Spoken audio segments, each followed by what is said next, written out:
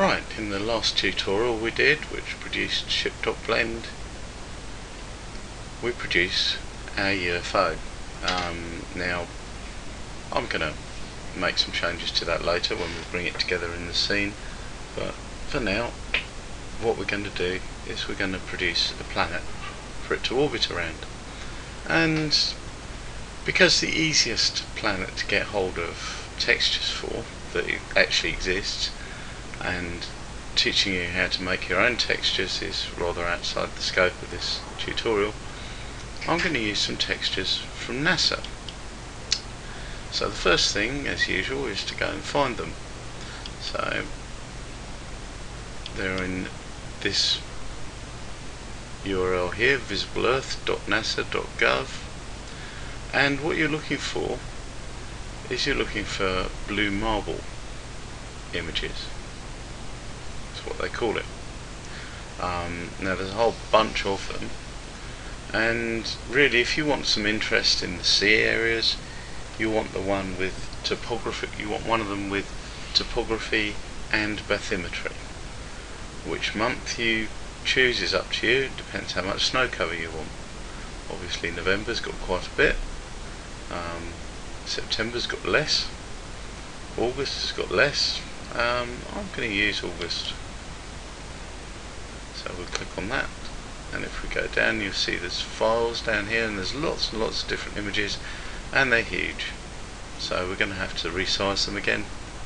So if we go into the top one here, which is the smallest, I'm going to right click on that, copy image, and I'm going to fire up GIMP, which is my favourite image editing program. Right click on it, and where are we? Edit, paste, and you can see it's massive, 5,400 by 2,700. Now I'm going to suggest, because the Earth's going to be quite a feature, that we cut this down, and we cut it down to about 3,000 pixels.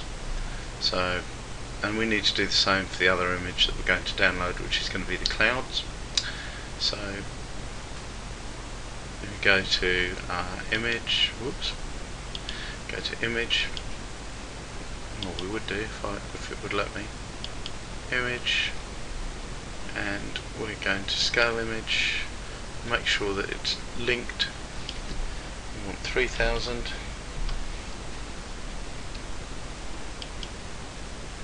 Now because these are going to be applied to the same object, just in case we want to remember those numbers there, 3000 by 1500, because we want other textures that we use to match. So I'm going to edit, no I'm not, file, export as, and we want the same directory as in the previous tutorial, which is ship visit, and this one is earthbase.jpg, I'm going to call it, or ERT even, doesn't matter. Call it what you like, call it Fred the Frog, and that's that. So we don't want that anymore. Hit the back button, and then we want to look for an image of clouds, and I know there is one on here because I've used it before.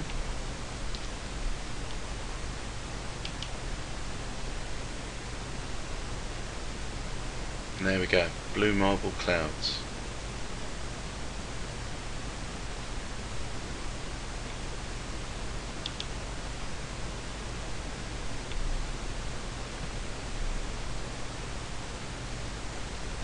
And this one's too small, so we'll have that one. And this time we're going to have to scale it up. This is fun, isn't it? So, copy image, and go into GIMP,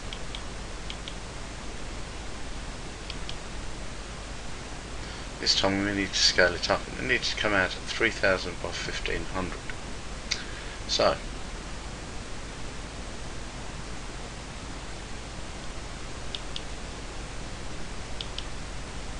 this time we want to break that link.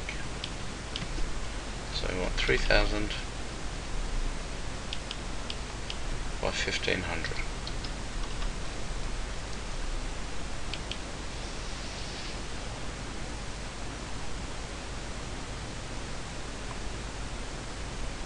And there we go. And as before, we're going to export as, and it's going to be clouds.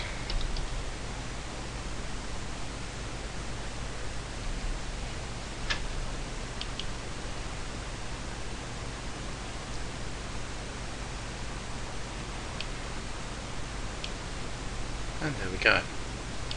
So we can close down GIMP now.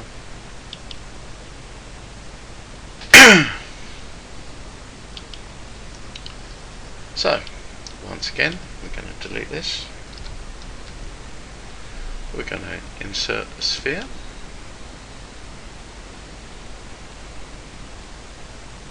It's going to be a UV sphere. I'm going to leave the vertices as they are because I'm going to show you something else. And you can see it looks quite lumpy as it is. Now, because I don't want to edit anything, the easiest way for me to improve the appearance of that and not cost too much memory is by adding a modifier. So with it selected, right click on, come up here to the little spanner, add modifier. And the modifier we're going to use is a subdivision surface, which improves the apparent resolution. And as you can see, subdivision surface of 2 is pretty good. So I'm going to apply it. I'm not going to apply that because I don't need to. Never apply a modifier unless you actually need to, because it uses up tons of memory. Because at the moment all these little areas in here don't exist. They only exist when it's time to render. In fact, we can turn that up further if we want. They only exist when it's time to render. And we're going to set shading as smooth. So there we've got a really perfectly smooth sphere that's still perfectly smooth even if we go right up close. How brilliant is that? Right. Now the next thing we want to do is we want to duplicate this sphere, and that sounds rather strange, but the reason for it is that we want the Earth to have some atmosphere. And so over the top of this sphere we're going to have a transparent sphere. So I'm going to change the name so we know what's what. And this sphere I'm going to call Earth. Just like that. Just click on the cube, and then next to it you just click on what it is, and that changes its name to Earth. I'm going to duplicate it. As you can see, that produces a duplicate. When I move my cursor about, the duplicate moves as well. But we don't want it to move, so I'm going to hit escape. Now the duplicate is still there, and what I'm going to do is I'm going to scale it. But I want to see how much I'm going to scale it, and at the moment I can't. So if I make this duplicate of wireframe, then I can see through it, and I can see the Earth underneath, and that's exactly what I'm going to do. So still in that little box there, we're going to come down, and you can see here you've got maximum draw, and we're going to make that Y. And this only affects what we can see in the viewport here. It doesn't affect the render at all. So I'm going to hit the S key for scale. I'm going to scale it up, and you can see how much bigger it is. And the Earth's atmosphere isn't that big. It's not that thick, rather. So that's that. And I'm going to call this not Earth.001. I'm going to call it atmosphere, or just Atmos. And all that's left now is for us to apply some materials. So, you've got one object inside another. I want to select the middle one. How do I do it? So, if we go up here, you'll see, because we've renamed it, we know which is which, and I can select it from there. And now we're working on just the Earth. So, I can go into the Earth. I'm going to add a new material. Sounds good, isn't it? Going to the Earth and adding a new material to the Earth. Colours I don't care about. In fact, I'm going to leave everything as it is. Not going to change anything there at all, except for one thing. Because we're going to have a transparent atmosphere in a minute, we want the light to go through the atmosphere, and we want the shadows from the cloud to go through as well. And to do that, we have to come down here, and in shadows you've got this setting, receive transparent, which, as it says, allows it to receive transparent shadows cast through other objects. So we want to click that. And now we want to apply our textures. Well, there's a lot of talk about UV mapping, but I think it's very confusing for beginners. So we're not going to do that. We're going to apply texture in the good old traditional way, just using the built-in mapping values. And in my experience, that works reasonably well for these textures. It won't be 100% accurate, but there we go. So type of texture is image, and we want both selected so we see the effect of it. And the image we want to open, and that's in our ship visit directory. And that's the Earth base texture. And it won't look very good until we change the projection to sphere.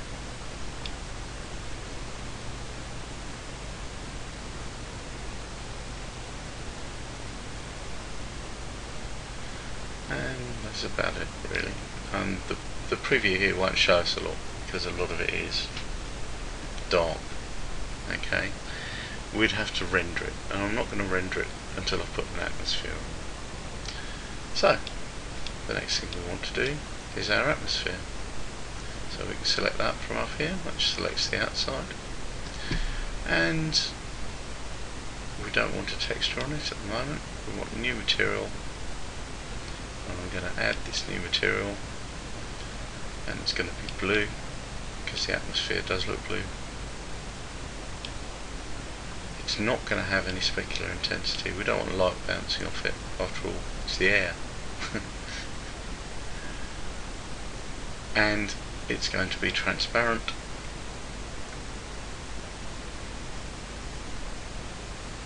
And we don't want ray trace because we don't want any funny optical effects. We just want it as it is, and we're going to take it down to, I don't know, 0.2 or so maybe. Specular also 0.2 ish. And we'll have a look and see what that looks like. And it doesn't look terrific, and one of the reasons it doesn't look terrific is that we're not got a black background, and we're looking at it with a point source light, and point source lights are rubbish. So I'm going to change the light, and I'm going to change the background. And those of you who've followed my tutorials before won't be surprised to know that I'm going to change the lamp, and you do that by clicking on the little icon there, to a spot. I'm going to put the energy up to maybe 5, and I'm going to make it slightly yellow.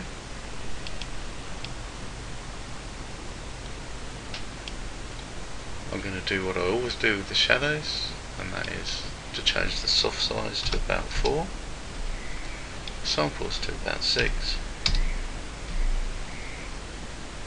and that will do.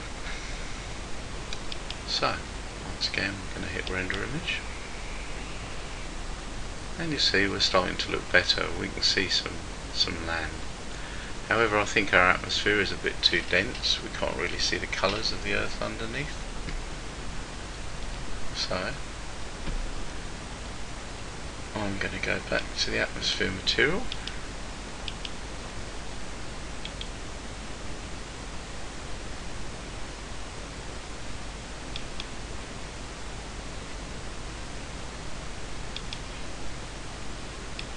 And under transparency, that's going to come all the way down to somewhere around about 0.1.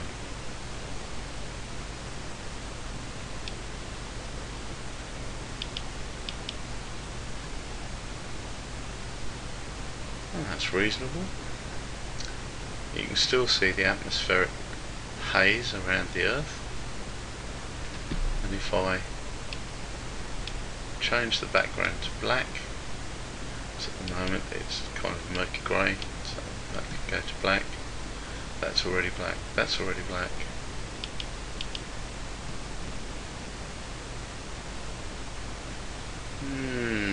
Okay, so we need to do some more material settings on the atmosphere.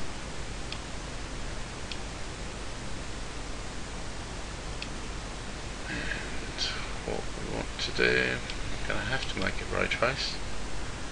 Index of reflection, make sure that's 1 because that won't actually change much. Filter, we're going to set that up slightly. Try that again.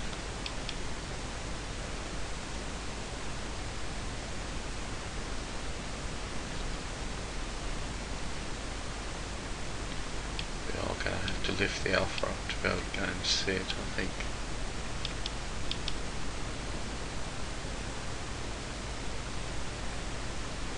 I think it's maybe the other way down, around actually. Let's try 0.03.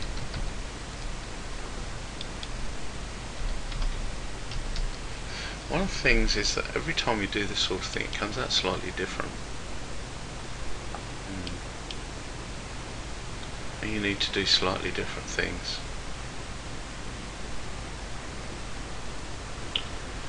And I don't like that at the moment.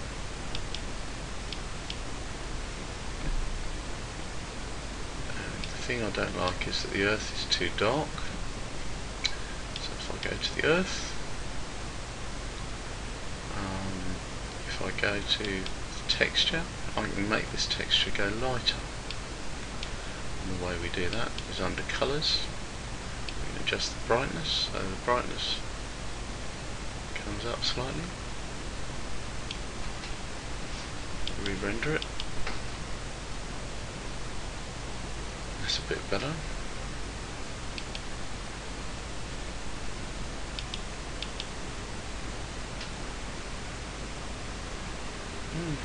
That looks better still. And I think we still need to do something with the atmosphere, because if you look at the pictures, the atmosphere like kind of glows. So what we want to do with that is we want to make it emit some light. Not a lot. Maybe 0.1, that might even be too much. Render image again. You're starting to see a little bit around there. It's not enough. 0.3. Render again.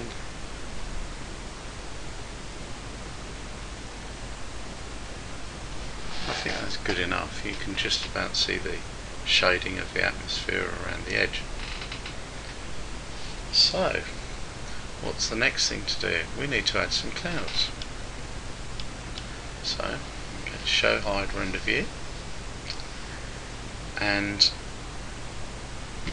I'm going to duplicate again our atmosphere layer, and duplicate that. We've now got something called Atmos.1. Going to hit escape. I'm going to scale it, and I'm going to scale it down very, very slightly.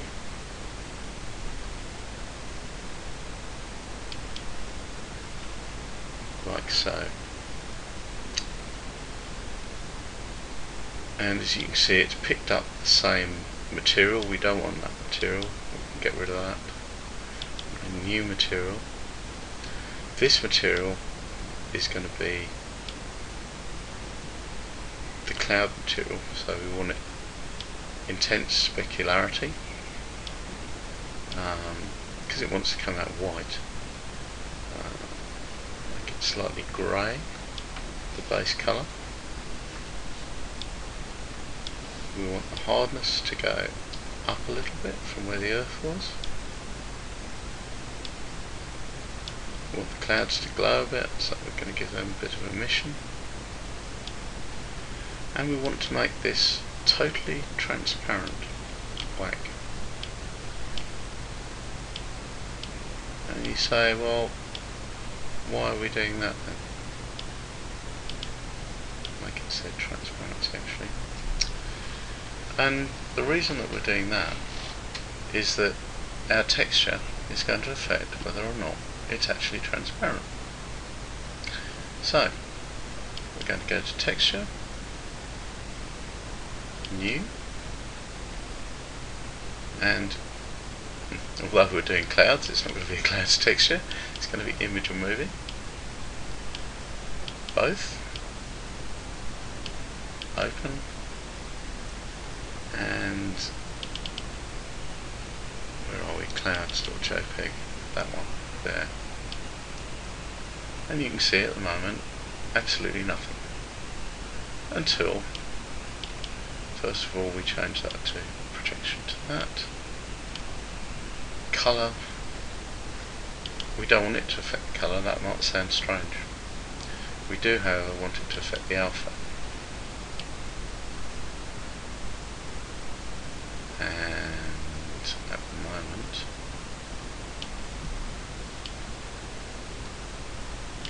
have I got that the wrong way around? I think I may have. Let's go down, let's make alpha 1.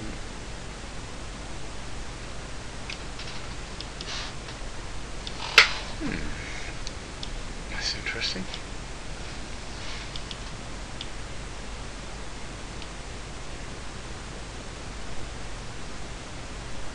So let me tiddle around a bit. I'm going to pause the video a minute.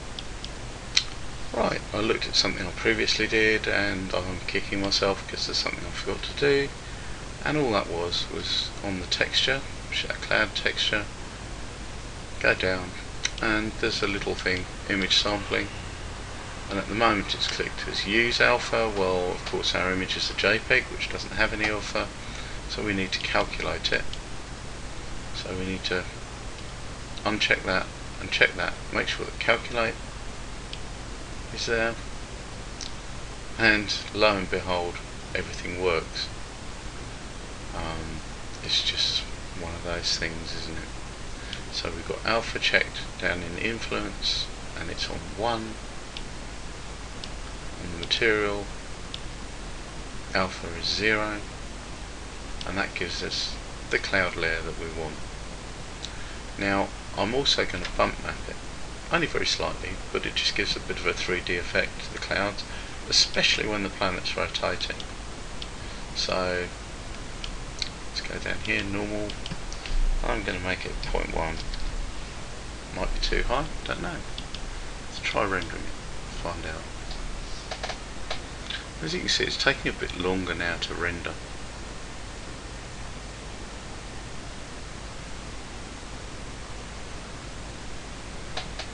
And there we have it with the clouds. Now, at the moment, what the clouds have done is they've made our atmosphere a bit too bright.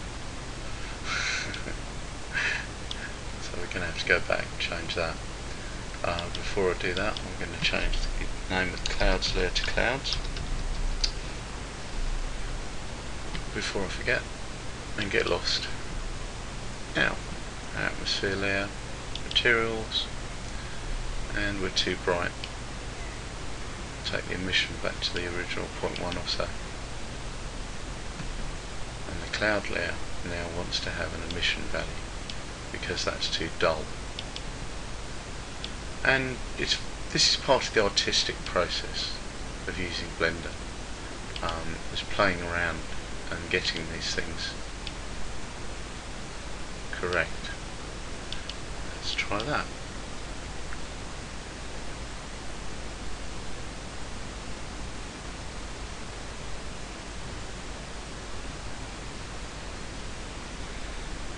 It's a little better. We're still not bright enough.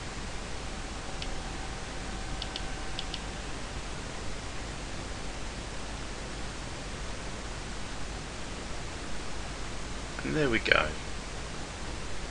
And one of the wonderful things about doing it this way is you can see that the clouds are casting a shadow on the earth, which is exactly as it would be. So let's just play with the scene and get it to look right. I'm going to view. Oops, no we're not. We're going to come out of render view. And I'm going to view camera.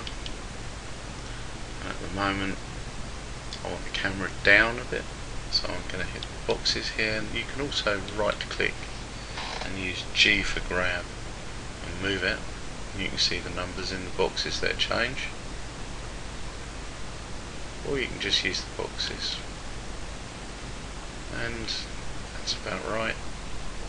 I want the camera to be a bit closer to the earth, so I want view, top, and if you're moving anything around like this, it's a good idea to use the top view to do it. View camera, and G for grab again. Reset to the camera. Now I'm going to zoom in slightly. So if I click on the camera image, change our focal length.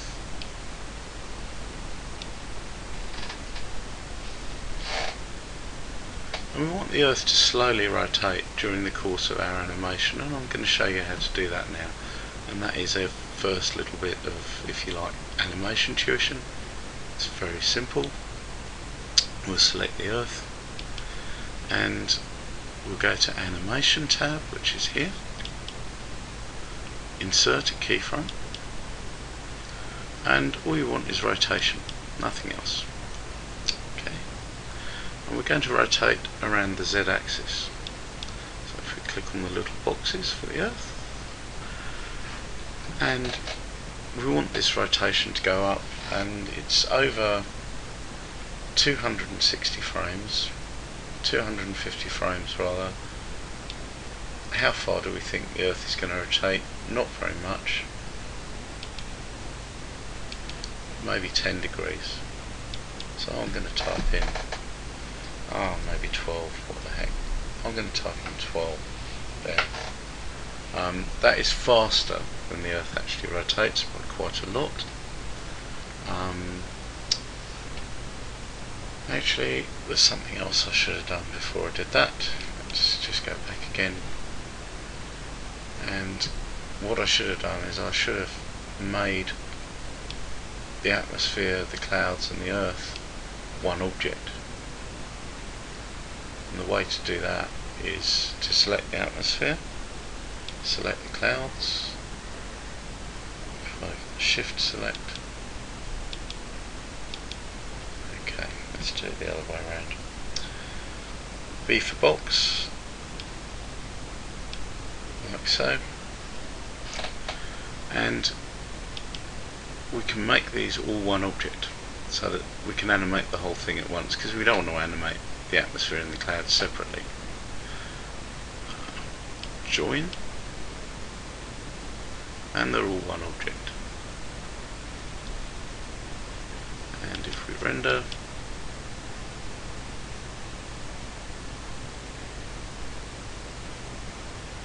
you see it still looks exactly the same, but as far as the animation system is concerned, and editing and everything else, they're all one object.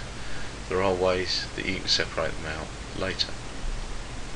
So I'm going to hit escape, which stops the rendering, and show hide render view, and we'll go back and redo our animation.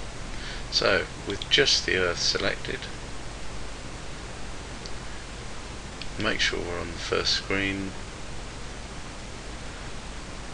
animation, insert keyframe rotation, go to the end of the animation, which is like so, and we can click on rotation now, which is 12, we said we were going to put in. Then insert another keyframe, once again it's just rotation, and there we go. And I'll animate a few frames of the Earth rotating in a moment, but there's something else we want to do first. If we click on this little thing down here, we'll go to the graph editor, and as you can see, this is the curve of our graph for the rotation we've just added. Now at the moment, because what Blender will do automatically is it tries to do what the animators call easing, which is it slows down actions at the end and beginning. We don't want it to do that, so make sure that we've got the keyframes selected, and if they're not, you can do it with the A key like so, and they turn yellow. And what we want to do is interpolation mode, and we want to change it to linear, and as you can see, the Earth rotates and it's just rotating. And what we can also do is, no, actually we don't, yeah, we will, what the hell.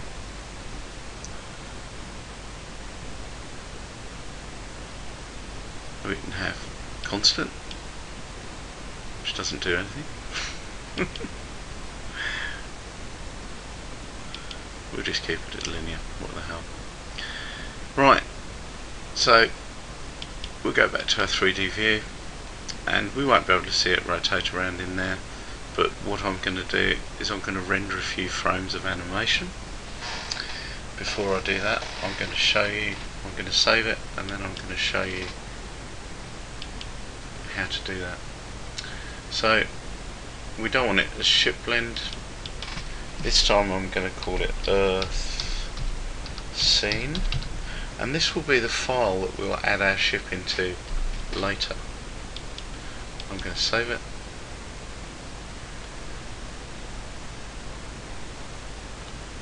And there's our Earth. Now I'm going to show you how to set up render settings. Now for a final render, you want to decide what resolution you want. This is quite high, it's going to take a long time to render. For our purposes we don't really need it.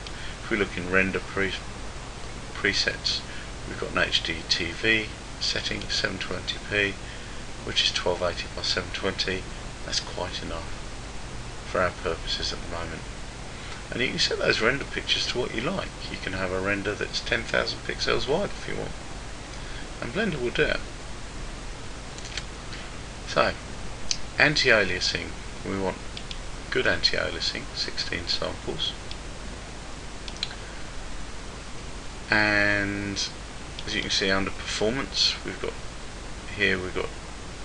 how many threads your processor's got, whether you want to fix it so you only use a few, or whether you want to allow it to use all of them. We've got a tile size. Now this is the tile size it renders in, and I suggest you never take it higher than 64. And if you've got an image that's taking a long time to render, taking it down to 50 or even 32 would actually be a good idea. Everything else you don't need to worry about, apart from where it's going to go,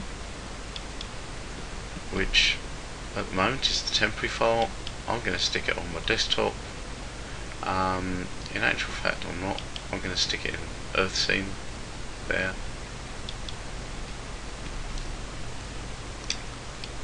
And what we're going to call it, I'm just going to call it Earth. And what sort of thing that you actually want to save. Now by default Blender will actually save every single frame as a PNG image. Not only does that take up a lot of memory, but unless you're planning on coming back later with an image editor, to play around with them, it doesn't really make a lot of sense. Yes, if you're a professional, you would actually want to do that, because it preserves alpha values and all sorts of other things. If you're going to layer one composition over another, like let's say you rendered a bunch of smoke and other effects for an explosion, and then you wanted to overlay that on the actual explosion itself, then you would need to use that method. But for just messing about, for just doing simple animations, it's not really worth it. So I'm going to change that. I'm going to click on it, change it to Xvideo, which is the smallest file format, and that will actually save as video. Okay, and there's other formats you can use as well for videos. Obviously there's AVI, AVI RAW, H.264, which is a common one, OGG, which is a particular one that Unix uses a lot, but we're going to have Xvideo because it's small. Okay, and that's all we need to worry about. And I'm just going to hit render animation, and you'll see how long each frame takes to render. And the middle mouse wheel zooms in and out, and you can see it's going to take quite a while to render because there's quite a lot going on. There's transparent things, there's light bouncing around, there's all sorts of things. So what I'm going to do is I'm going to go away, I'm going to pause the video, I'm going to let it render maybe 20-30 frames or something like that, and we'll come back and you can see what it looks like. Right, I just pressed escape and I've finished. As you can see, I've done about 20 frames, which took quite a while, but it's a very high quality image here that we're rendering. Now to view it, I can either find the file and use my movie player, or I can just hit play rendered animation down here, and there you go, you can see it. And that's just the subtle rotation effect that you actually want. And this is looping round and round, and you can see that the shadows are changing slightly as it does so, and this is a very realistic depiction of the Earth, which is brilliant. That's exactly what we want. So we'll close that, and we'll go back into our render view, our 3D viewport rather, and I've decided that I'm going to do something else as a bit of a bonus, and this is very easy. I'm going to add a moon, and it's going to be the moon. NASA, luckily enough, has given us a nice map of the moon. So I'm going to I'm going to add a new mesh. It's going to be UV sphere again. This time, because it's a lot smaller, I'm not going to change anything. Let's just move that out from there, scale it down, because the moon is actually quite small in relation to the Earth. Something like that. And I'm going to add a subsurface to it.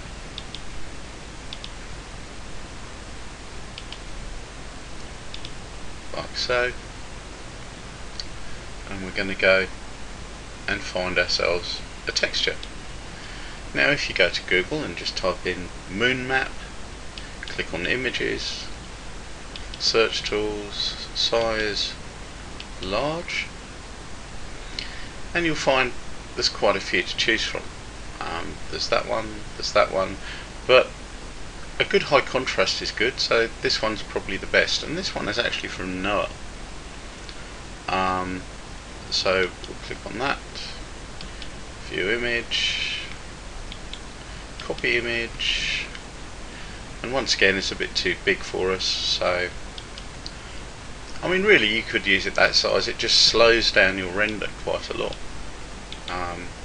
This is why I don't keep things the size that they are very often.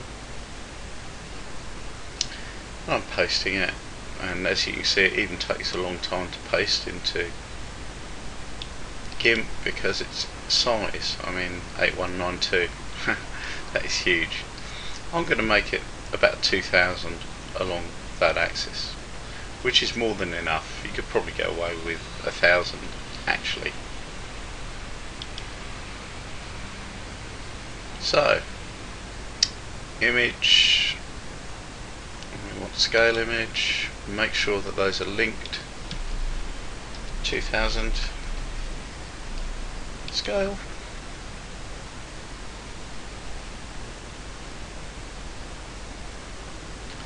And I'm going to export that file.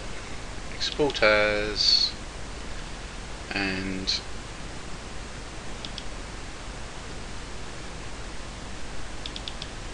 going to be in our directory here, and we've got Earth base, so we might as well make this moon base. Export.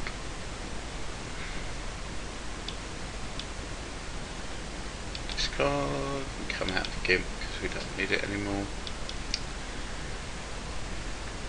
So then we'll go into our texture. Oops, I need to add an image first. I need to add a material first. So with our moon selected, and we best rename that while we think about it as moon. Go to add a material, new.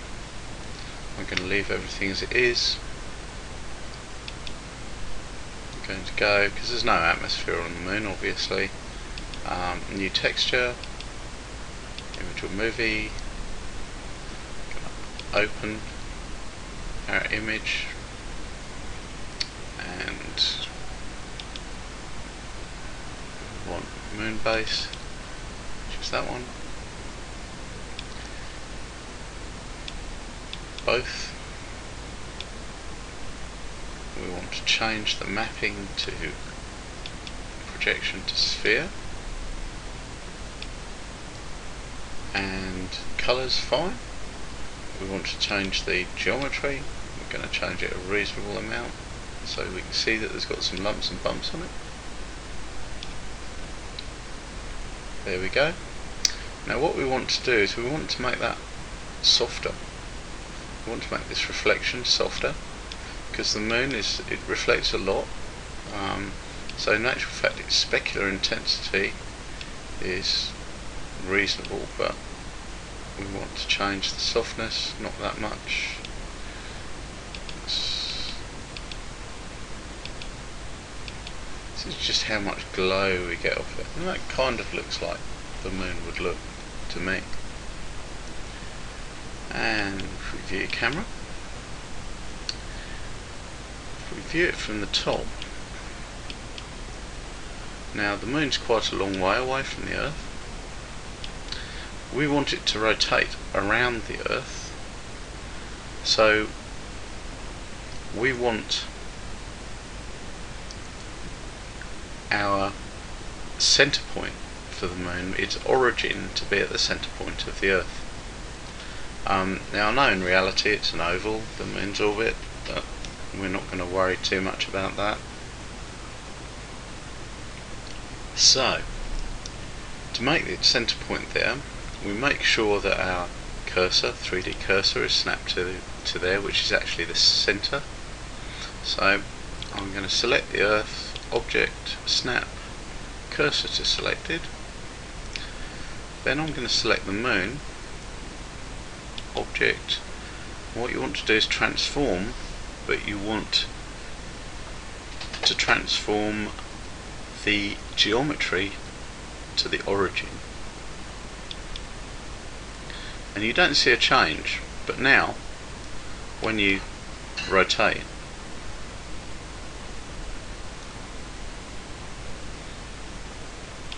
hang on a minute,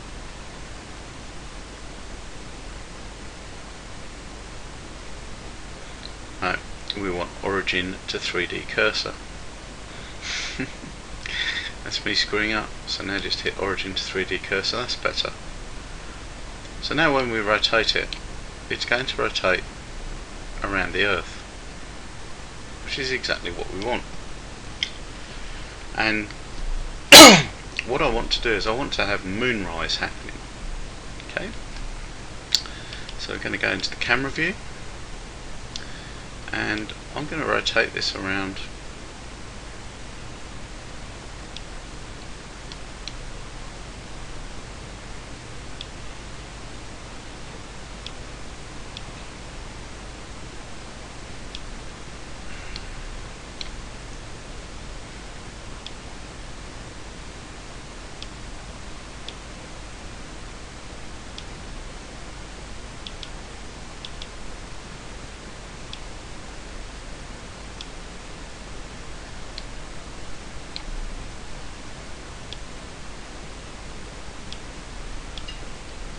move this about like so. View camera. And I'm going to place it kind of just below the horizon of the Earth. There.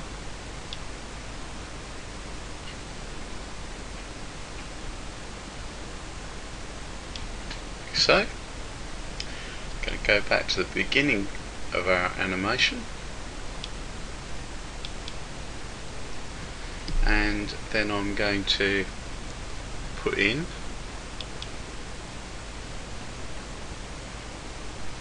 rotation keyframe,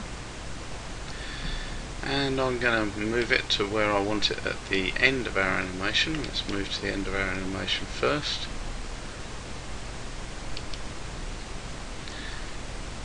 And at the end of our animation I want it to be just clearing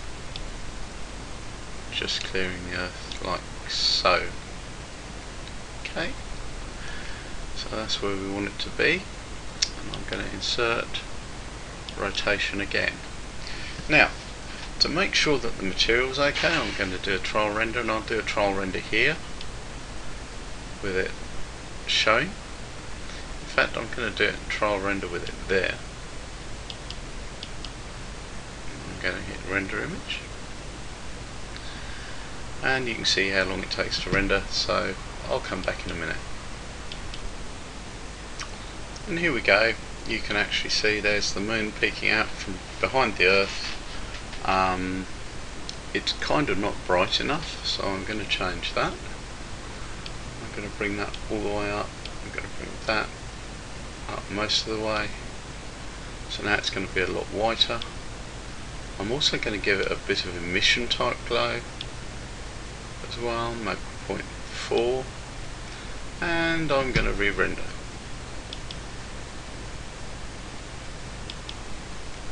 There we go, that's a bit better. I ended up putting the emission value on the moon material up to 1, and that's given it a nice glow.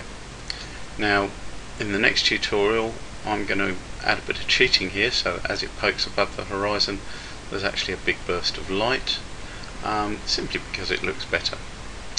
So that's it for now, and I hope you've enjoyed this little tutorial, and please like and subscribe if you have. And in the next tutorial I'll be combining this plus the UFO plus some other elements into a scene, animating it and rendering it. Thank you very much. Goodbye.